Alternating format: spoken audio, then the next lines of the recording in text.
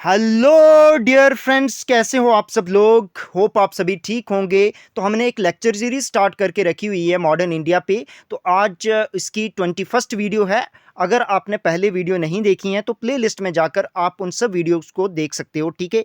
तो इसी में हम पढ़ रहे थे गांधीयन इरा या final phase of Indian independence movement, ठीक है। तो जो कब से कब तक रहता है, 1917 से 1947 तक रहता है।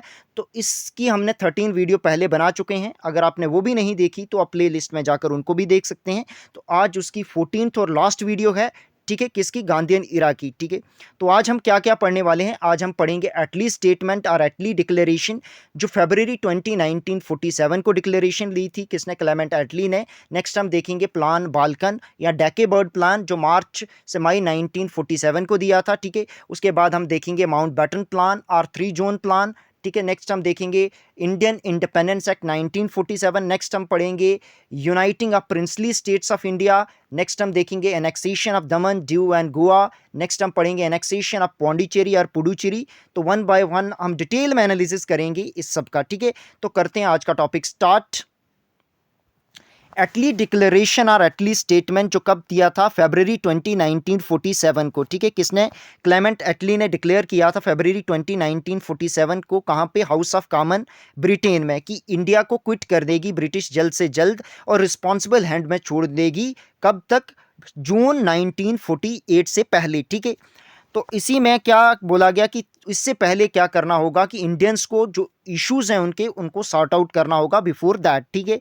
तो नेक्स्ट इसमें ही जो क्या एक अनाउंस की गई अपॉइंटमेंट किसकी, लॉर्ड माउंटबेटन को वाइसराय बनाया गया, ठीक है। किसकी जगह पे, लॉर्ड वेवेल की जगह पे, ठीक है। और इसमें यह भी बोला गया कि जो इंडियन लीडर हैं, इंडियन लीडरशिप है, उनको क्या करना होगा कि प्रॉब्लम जल्द से जल्द सॉल्व कर दो। अगर नहीं होती प्रॉब्लम सॉल्व तो सेंट्रल गवर्नमेंट अपनी मर्जी से ब्रिटिश सरकार क्या कर देगी, घोषित कर देगी।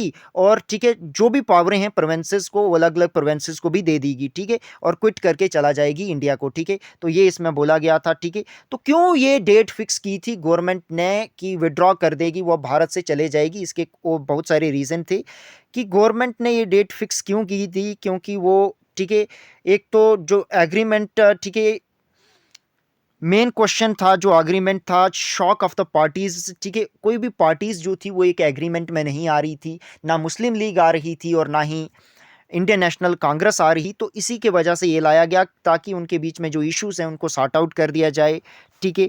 उसके बाद ये कॉन्स्टिट्यूशनल जो क्राइसिस चल रहा है इसको भी सॉर्ट आउट कर दिया जाए। और अपनी क्या, एक ब्रिटिश सरकार की एक सेंसियरिटी दिखाने के लिए भी ये काम किया था कि अब हो गया टाइम कि अब भारत छोड़ने का मौका आ चुका है, ऐसे भी तो कुछ ना कुछ सेंसियरिटी दिखा दो ब्रिटिशर की। तो ये सब वजहें थी जो एटली ने डिक्लेयर दिया था, एटली डिक्लेरेशन या एटली का स्टेटमेंट दिया था कि जल्द से जल्द हम भारत को छोड़ देंगे, ठीक है।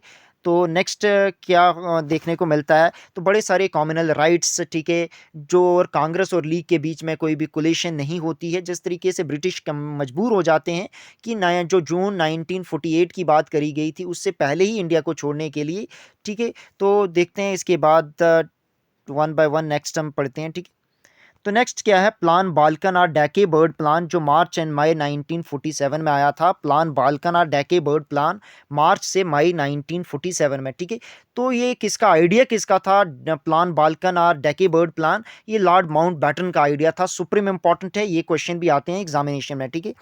तो इसका मेन मकसद क्या था कि इंडिया को क्या करना, बाल्कनाइज करना। जिस तरीके से बाल्कन स्टेट्स 11 स्टेट हैं, इस तरीके से यहाँ भी छोटे छोटे जो प्रिंसली स्टेट्स हैं उनको अलग फ्री कर देना, ठीक है। तो ये मकसद था किसका, माउंट बैटन का, थ्रू इसके प्लान बाल्कन और डेके बर्ड प्लान के, ठीक है। तो होता क्या है कि मार्च और मई 1947 को ये प्लान दिया था माउंट बैटन ने, ठीक है, कि जो कैबिनेट मिशन था वो फेल हो चुका था। तो अब क्या कोई अल्टरनेटिव प्लान की ज़रूरत थी, तो इसीलिए ये प्लान बाल्कन और डेके बर्ड प्लान दिया था किसने, लॉर्ड माउंट बैटन ने, ठीक है। तो नेक्स्ट हम इसके बारे में पढ़ते हैं कि ये सेपरेट प्रोविंसेस को क्या करेगा, ट्रांसफ़र करेगा पावर, ठीक है, इस प्लान में था। और पंजाब और बंगाल को ऑप्शन दिया गया कि वो अपनी पार्टीशन अपने प्रोविंसेस के हिसाब से वोट करके कर सकते हैं, ठीक है। तो इसमें ये भी बात थी, ठीक है, इसमें बड़े सारे यूनिट फॉर्म्ड होंगे प्रिंसली स्टेट्स को, उनको ऑप्शन दिया गया है, आप इंडिया के साथ आओ या पाकिस्तान या इंडिया रिमेनिंग सेपरेट रहना चाहते हो तो सेपरेट भी रह सकते हो, ठीक है। तो इसको, ठीक है, अबंडन किया किसने, नेहरू और ठीक है, मोहम्मद अली जिन्ना ने भी इसको कंडेम्ड किया था, ठीक है, मुस्लिम लीग और इंडियन नेशनल कांग्रेस ने इसको कंडेम्ड किया, ठीक है। वीपी मेनन ने एक सजेशन दिया कि आप जो बाल्कनाइज कर रहे हैं इसकी जगह पे आप क्या करो कि जो सेंट्रल गवर्नमेंट जो पावरें हैं वो किसको दे दो, इंडिया और पाकिस्तान को एक अलग डोमिनियन स्टेटस देकर चले जाओ, ठीक है। तो मुस्लिम लीग भी अनहैप्पी थी क्योंकि इससे इसकी वजह से जो बाल्कन प्लान की वजह से उनका जो यूनिफाइड पाकिस्तान का, ठीक है, जो मेन डिमांड थी उनकी वो भी पूरी नहीं होनी थी, तो इसलिए इन्होंने भी इसका कंडेम्ड किया, ठीक, बहिष्कार किया। उसके बाद क्या कि बाल्कन क्या थे, बाल्कनाइज एक बाल्कन पेनिनसुला है, ठीक है, एक जियोग्राफिकल एरिया है, कहाँ का, साउथ ईस्टर्न यूरोप का ये एरिया है बाल्कन, ठीक है। तो इस बाल्कन नाम क्यों पड़ा कि बाल्कन मूवमेंट एक, ठीक है, माउंटेन देखने को मिलते हैं कहाँ पे, बुल्गारिया में, तो उसी के नाम पे ये बाल्कन स्टेट का नाम रखा गया, ठीक है। तो बाल्कन स्टेट्स कुल कितनी स्टेट हैं, 11 स्टेट हैं, ठीक है। तो वेरी इंपॉर्टेंट 11 स्टेट हैं बाल्कन स्टेट्स, ठीक है। कितनी है, 11 स्टेट हैं बाल्कन स्टेट, ठीक है। तो इसमें क्या है, इसमें कौन कौन सी स्टेट्स आती हैं, स्लोवेनिया है, क्रोएशिया है, बोस्निया है, ठीक है, हर्ट्ज़गोविना है, सर्बिया है, ठीक है, और मोनटीनेग्रो है, ठीक है, अल्बानिया है, मैकेडोनिया है, ग्रीस है, बल्गेरिया है, रोमानिया है। ये सभी वन बाय वन हमने देखी, ठीक है। ये सभी स्टेट्स जो हैं ये किस में आती हैं, बाल्कन स्टेट्स में आती हैं। Supreme important as it is, ये आप रिमेंबर रखोगे, ठीक है। तो बाल्कन स्टेट कुल कितनी है, 11 है, एज इट इज़ ही रिमेंबर रखोगे आप, ठीक है। तो नेक्स्ट हम आगे बढ़ते हैं। तो आगे हम देखेंगे माउंटबेटन प्लान, देखते हैं, ठीक है, क्या है माउंटबेटन प्लान, और 3 जून प्लान के नाम से भी जाना जाता है। क्यों, क्योंकि 3 जून 1947 को अनाउंस हुआ था, तो इसीलिए इसको माउंटबेटन प्लान और 3 जून प्लान के नाम से भी जाना जाता है, ठीक है। सुप्रीम इंपॉर्टेंट, ठीक है। तो ये मजबूर हो गए थे, अब माउंटबेटन समझ चुके थे कि अब इंडिया और पाकिस्तान को पार्टीशन करने के सिवा कोई और दूसरा रास्ता है ही नहीं, ठीक है। तो इसी वजह से क्या है कि प्राइम मिनिस्टर क्लेमेंट एटली अनाउंस करते हैं पार्टीशन प्लान और 3 जून प्लान, कहाँ पे, हाउस ऑफ कॉमन ब्रिटेन में, ठीक है। तो तभी इसका नाम 3 जून प्लान भी पड़ता है, ठीक है। तो इसका मेन इसमें देखेंगे वन वन इसके प्रोविज़न देखेंगे वन बाय वन क्या क्या थी, कि इंडिया को डिवाइड करना, इंडिया और पाकिस्तान में, सुप्रीम इंपॉर्टेंट, और बंगाल और पंजाब भी पार्टीशन होंगी, ठीक है। उसमें प्रोविंशियल असेंबलीज बनाई जाएंगी जो बंगाल और पंजाब की अलग अलग होंगी, जो सेपरेटली मीट करेंगी, एक रिप्रेजेंट करेंगी मुस्लिम मेजॉरिटी डिस्ट्रिक्ट को और दूसरी रिप्रेजेंट करेगी हिंदू मेजॉरिटी डिस्ट्रिक्ट को, जो डिसाइड करेंगे partition on the basis of vote, ठीक है। उसके बाद सिंध और बलूचिस्तान में भी प्रोविंशियल असेंबलीज बनाई जाएंगी जो भी डिसीजन लेंगी, जो भी पार्टीशन होगा, कौन, सिंध और बलूचिस्तान। ऐसे ही नॉर्थ वेस्ट फ्रंटियर प्रोविंस में क्या होगा, रेफरेंडम होगा, और रेफरेंडम और कहाँ पे होगा, सलहेत रीजन ऑफ असम में भी क्या होगा, जो मुस्लिम मेजॉरिटी है वही रेफरेंडम करेगी, तो ये भी आपको देखना है, ठीक है। उसके बाद ये भी सुप्रीम इंपॉर्टेंट है आपके एग्जामिनेशन पॉइंट ऑफ व्यू से, ठीक है। और सेपरेट कॉन्स्टिट्यूएंट असेंबलीज बनाई जाएंगी इंडिया और पाकिस्तान के लिए, और जो कॉन्स्टिट्यूशन बनाएगी डिफरेंट कंट्रीज़ का, ठीक है, ठीक है। और प्रिंसली स्टेट को एंजॉय दी गई लिबर्टी कि वो इंडिया या पाकिस्तान को ज्वाइन कर सकते हैं, या इंडिपेंडेंट रहना चाहते हैं तो इंडिपेंडेंट भी रह सकते हैं, ठीक है। तो इसी के चलते 15 अगस्त 1947 एक डेट फिक्स कर दी गई जब ब्रिटिश क्या करेगी, हैंडल कर देगी पावरें किसको, इंडिया और पाकिस्तान को, ठीक है। तो कांग्रेस और मुस्लिम लीग ने इसका, ठीक है, अप्रूव्ड किया माउंटबेटन प्लान को, ठीक है। बट जो खान अब्दुल गफ्फार खान थे, ठीक है, उन्होंने कहा कि कांग्रेस ने हमें धोखा दिया, ठीक है, और खुदाई खिदमतगार को किसके हाथ में छोड़ दिया, ठीक है, भेड़ियों के हाथ में छोड़ दिया, और उन्हें रिजेक्ट किया था बाइकॉट का आइडिया, बाइकॉट किया था, ठीक है, रेफरेंडम जो नॉर्थ वेस्ट फ्रंटियर प्रोविंस में होना था, ठीक है। बट बाद में वोटिंग हुई थी और फाइनली ये फेवर कहाँ पे चला गया था, पाकिस्तान में, north west frontier province. But partition के पक्ष में कौन नहीं थे, खान अब्दुल गफ्फार खान पार्टीशन के पक्ष में नहीं थे, ठीक है। तो नेक्स्ट हम पढ़ेंगे इंडियन इंडिपेंडेंस एक्ट 1947, ठीक है। वेरी इंपॉर्टेंट एक्ट है, तो एज इट इज़ आप रिमेंबर रखोगे इसको भी।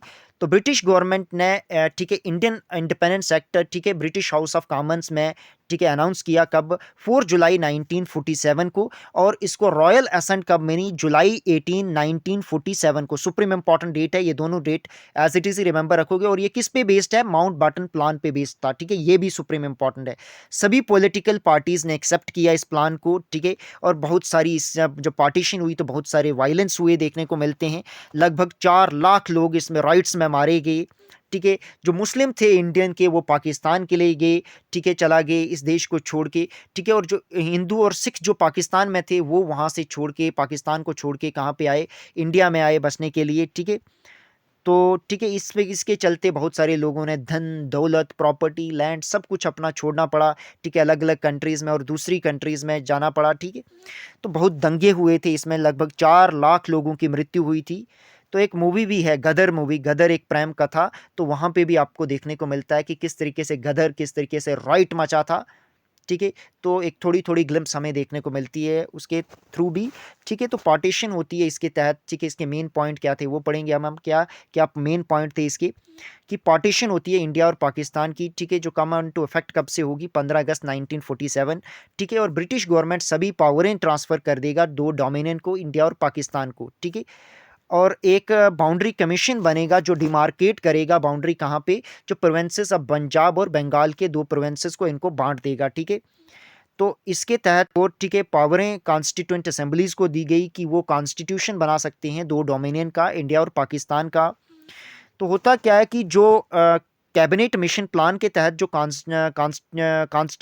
कॉन्स्टिट्यूएंट असेंबली बनती है इन ब्रिटिश इंडिया के लिए, तो उसमें टोटल मेंबर्स है 389। बट जब मुस्लिम लीग के मेंबर जो हैं विड्रॉ कर देते हैं कॉन्स्टिट्यूएंट असेंबली से, तो फिर कितने मेंबर बचते हैं, जो इंडियन कॉन्स्टिट्यूएंट असेंबली के कितने मेंबर रहते हैं, ये क्वेश्चन भी देखने को मिलता है। तो कितने रहे, 299, ठीक है। तो कैसे, क्यों, क्योंकि 296 जो प्रोविंसेस के थे मेंबर्स थे, ठीक है, वो अब कितने हो गए 209, और प्रिंसली स्टेट के जो 93 से लेकर कम होकर कितने हो गए 70 मेंबर होगी।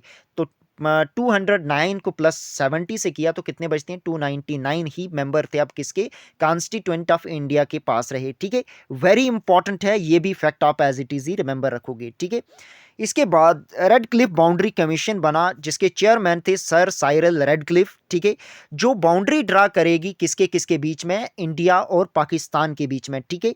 तो इंडिया और पाकिस्तान के बीच में बाउंड्री कौन सी है, रेड क्लिफ लाइन भी है, आज भी इंटरनेशनल बाउंड्री है, ठीक है। 15 अगस्त 1947 को इंडिया आज़ाद हुआ और 14 अगस्त पाकिस्तान हुआ था, ठीक है। दो इंडिपेंडेंट कंट्रीज बन गई, ठीक है। उसके बाद नेक्स्ट क्या इसके बीच में क्या था इस, ठीक है, गवर्नमेंट ऑफ इंडिया 1947 में, तो इसमें लॉर्ड माउंटबेटन को पहले गवर्नर जनरल इंडिपेंडेंट इंडिया के बने, कब, 14 अगस्त 1947, ठीक है। तभी जो वाइसराय का टाइटल है वो अबालिश हो जाता है और दोबारा से कौन सा, ठीक है, गवर्नर जनरल टाइटल दिया गया किसको, लॉर्ड माउंटबेटन को, ठीक है। और फर्स्ट इंडियन और last governor general of independent India कौन थे, ये भी सुप्रीम इंपॉर्टेंट है, ये दोनों लाइनें सुप्रीम सुप्रीम सुप्रीम इंपॉर्टेंट है। तो वो थे C Rajagopalachari, first Indian and last governor general of independent India कौन से थे, ठीक है।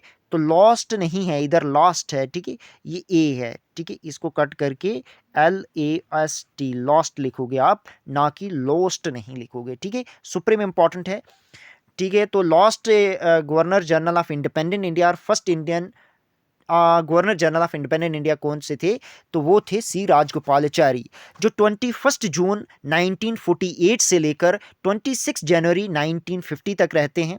सुप्रीम इंपॉर्टेंट लाइन है, एज इट इज रिमेंबर रखोगे। और मोहम्मद अली जिन्ना बनते हैं first governor general of Pakistan, ठीक है। तो नेक्स्ट हम आगे देखते हैं, Liaquat Ali Khan prime minister of Britain बनते हैं और गुलाम मोहम्मद बनते हैं first finance minister of Pakistan, ठीक है।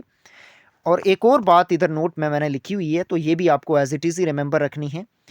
जो India's office for secretary of state for India था, ठीक है, वो बर्मा का और इंडिया का एक ही था, ठीक है।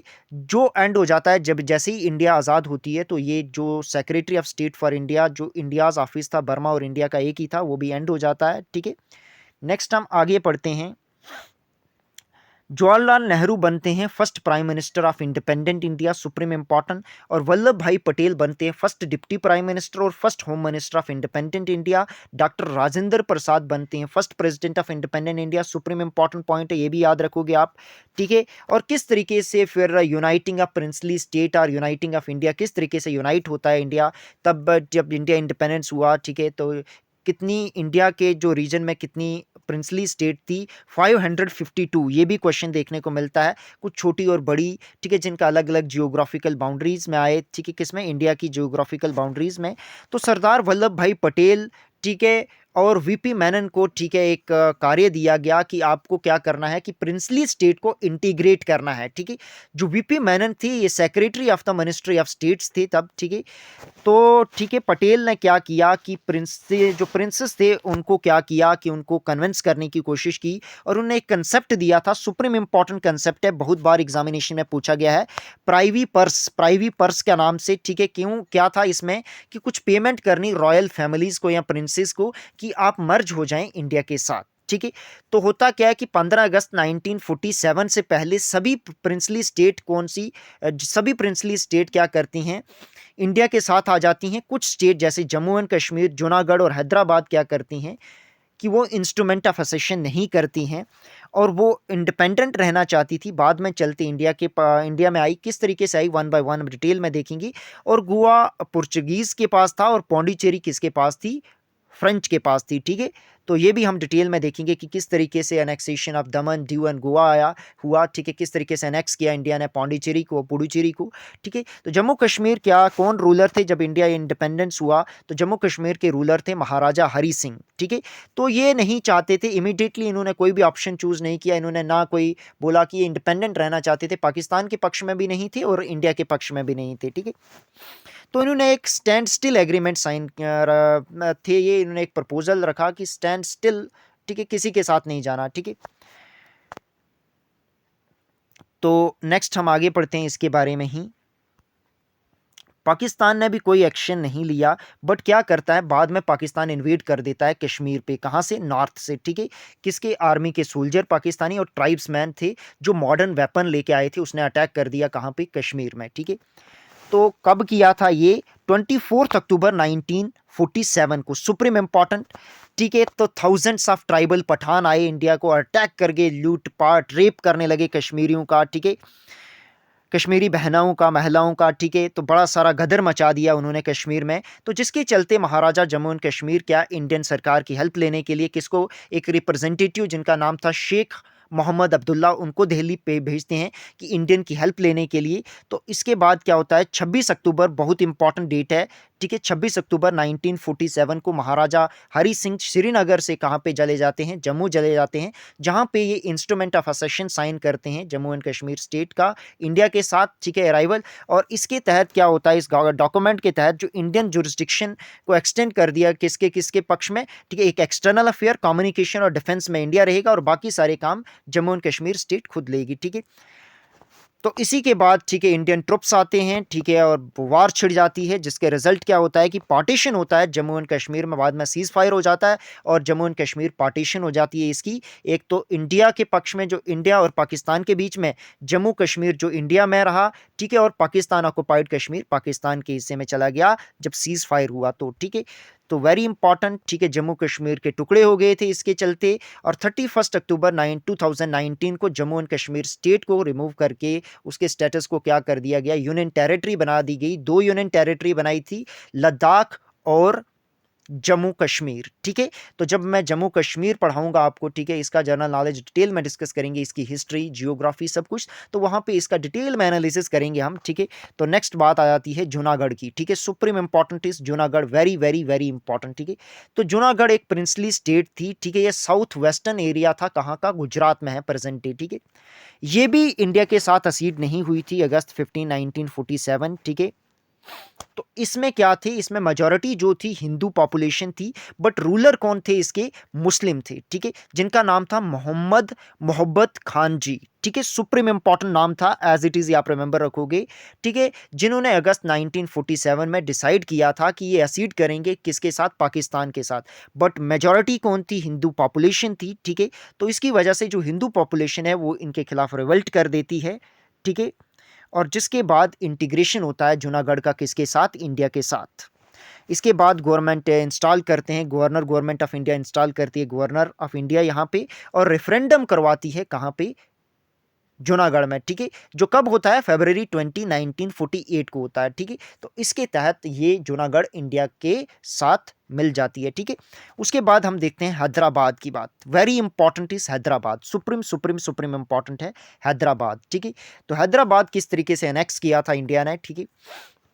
हैदराबाद किसके किनारे पे है, मूसी रिवर के किनारे पे है, सुप्रीम इंपॉर्टेंट ये पॉइंट है, ये पॉइंट भी बहुत बार एग्जामिनेशन में पूछा जाता है, ठीक है। तो ये कैपिटल है आज किसकी, तेलंगाना की कैपिटल है हैदराबाद, और पहले ये temporary capital of Andhra Pradesh भी रही, क्योंकि जब तक ना क्या आंध्र प्रदेश की कैपिटल अलग से कैपिटल नहीं बन जाती तब तक हैदराबाद क्या रही थी, तेलंगाना और आंध्र प्रदेश की कैपिटल रही, ठीक है। आज आंध्र प्रदेश की कैपिटल कौन सी हैं, 3 कैपिटल हैं आंध्र प्रदेश की, ठीक है।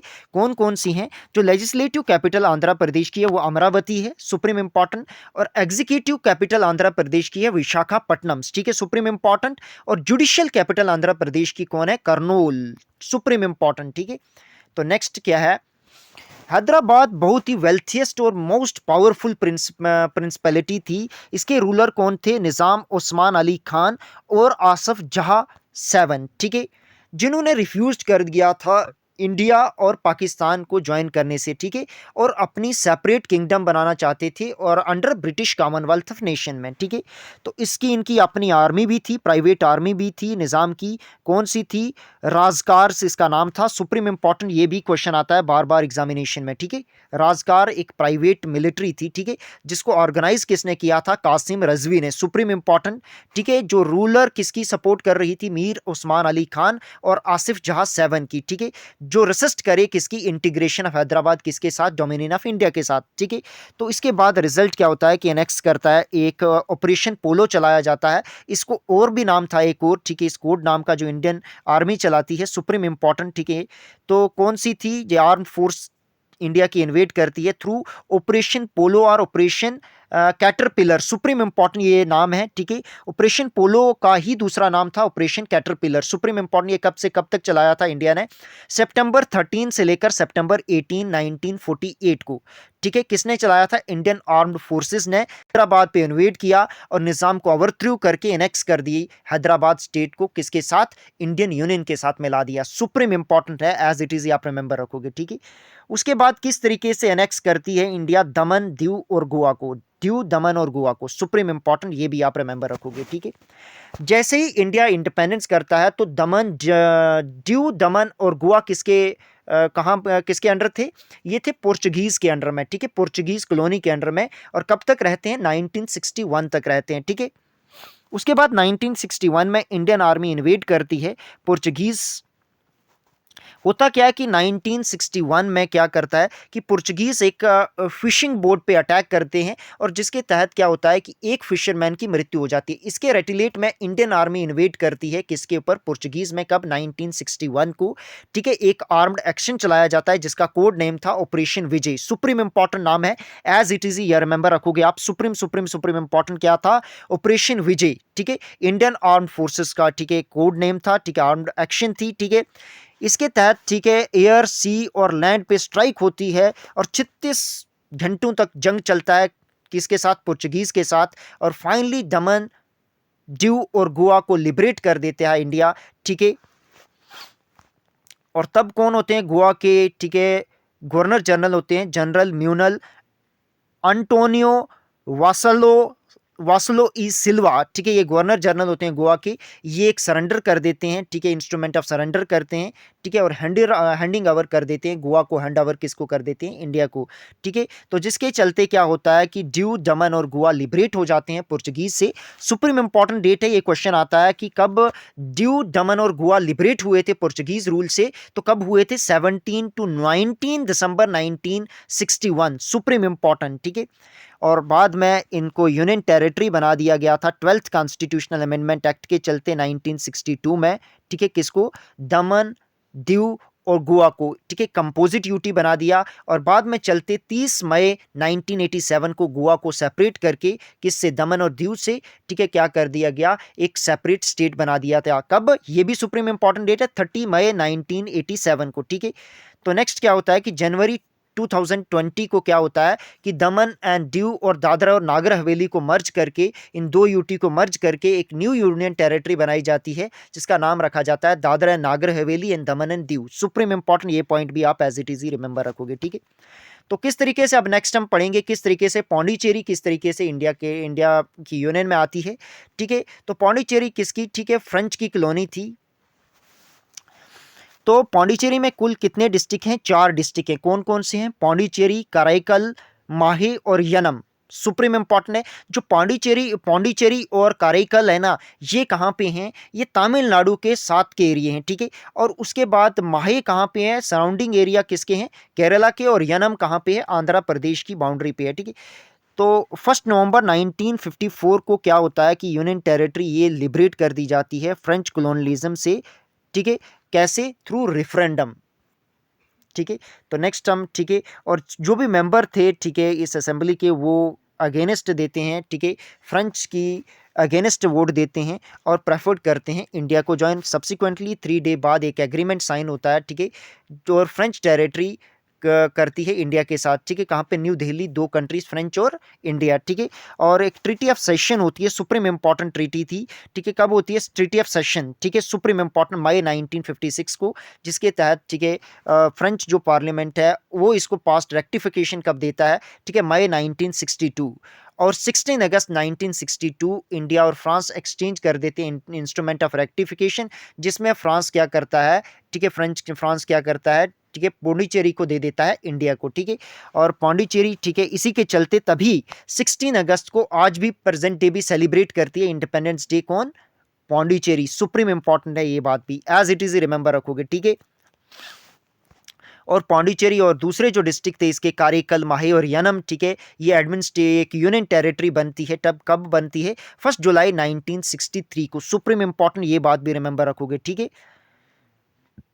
और 2006 में पौंडीचेरी का नाम चेंज करके क्या कर दिया जाता है, पुडुचेरी। सुप्रीम इंपॉर्टेंट, ये बात भी रिमेंबर रखोगे। तो एक बात और जो पहले बताना मैं भूल गया, ठीक है। तो पौंडीचेरी यूटी कब, कौन सी कॉन्स्टिट्यूशनल अमेंडमेंट के तहत बनी, ये भी बहुत इंपॉर्टेंट क्वेश्चन है, एग्जामिनेशन में पूछा जाता है।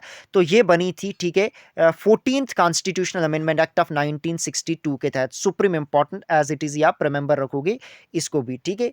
तो आज हमने क्या क्या देखा, आज हमने पढ़ा एटली स्टेटमेंट और एटली डिक्लेरेशन, प्लान बाल्कन और डेकी बर्ड प्लान, ठीक है, माउंट बटन प्लान और 3 जून प्लान, ठीक है। तो हमने देखा आज क्या, इंडियन इंडिपेंडेंस एक्ट 1947 किस तरीके से uniting of princely state of India हुई, ठीक है। तो किस तरीके से annexation of Daman, Diu and Goa, ठीक है। हमने देखा एनेक्सेशन ऑफ पौंडीचेरी और पुडुचेरी। तो ये हमने डिटेल में डिस्कशन किया है इसके बारे में, सब के बारे में, ठीक है। तो आपको वीडियो ये कैसी लगी, अगर आपको वीडियो इन्फॉर्मेटिव लगी, हेल्पफुल लगी आपके एग्जामिनेशन पॉइंट ऑफ व्यू के साथ, तो आप अपने फ्रेंड लोगों के साथ भी इसको शेयर कर सकते हैं ताकि वो भी इसका बेनिफिट उठा सकें, ठीक है।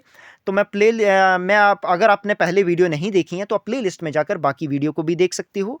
और मैं डिस्क्रिप्शन में टेलीग्राम ग्रुप का लिंक भी दे दूंगा, आप फर्दर अपडेट के लिए उसको भी ज्वाइन कर सकते हो। तो ठीक है, धन्यवाद, थैंक यू फॉर वॉचिंग।